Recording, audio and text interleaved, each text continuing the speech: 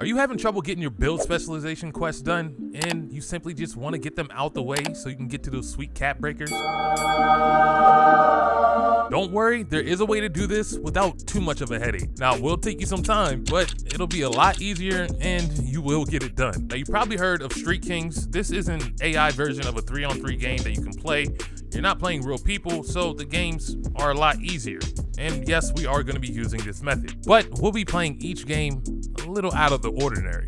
We'll get into that later. Now, there's a number of reasons of why we want to play this mode, just simply for things like the games are more predictable, they're a lot faster, and it feels like the game's set to rookie, because you can pretty much hit almost any shot. Now, just because the AI feels like it's easy, doesn't mean you can't lose. Some of the people you go up against will hit their shots consistently, and you gotta watch out for those. So let's talk about the strategy that we're gonna be using so we can maximize our time, effort, and of course, our teammate grade while knocking out each of those bad specialization requirements. Once you get to the Street Kings court, go over to the board and open up the menu. You'll be able to see all the different bosses that you can play, and just take a second here and take a look at the player archetypes. You can see the type of players you'll be going up against, and you can see how many times you beat them, which is the upgrade meter. What you ultimately wanna do is beat every single boss 5 times to fill up that upgrade meter.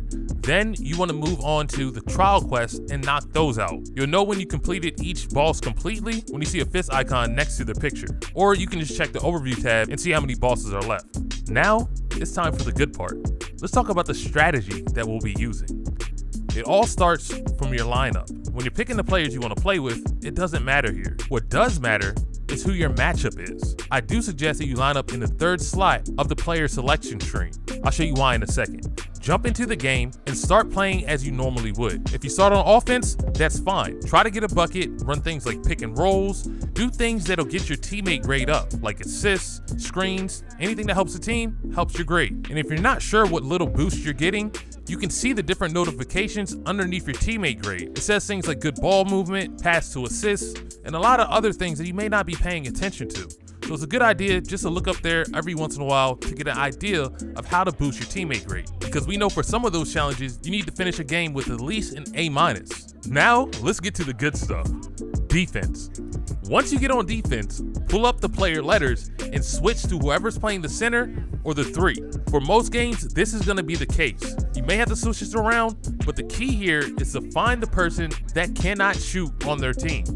Then, you just want to sit in the paint. Put your hands up and wait.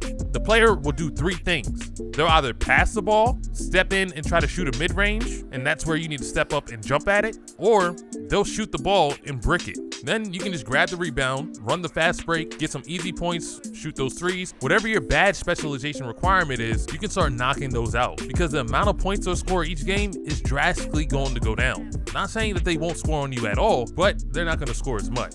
And we have one last thing, and that's shutting the court down. This is a great way to get those games over with fast. For those 50 games where you have to finish with an A-, or those 100 games that you have to finish with for rebounding is 5 rebounds, you can finish the games fast by shutting the court down. And the way to do this is simply fill up that shut them down bar. So do highlight plays. Do things that will get that bar filled up as fast as possible so you can get out of the game. Things like 3s, dunks, anything like that will fill up that bar quicker rather than just getting a simple layup. Let me know down in the comments, what badge specialization did you guys go with? I hope you enjoyed this one and learned something new. I will catch you in the next one.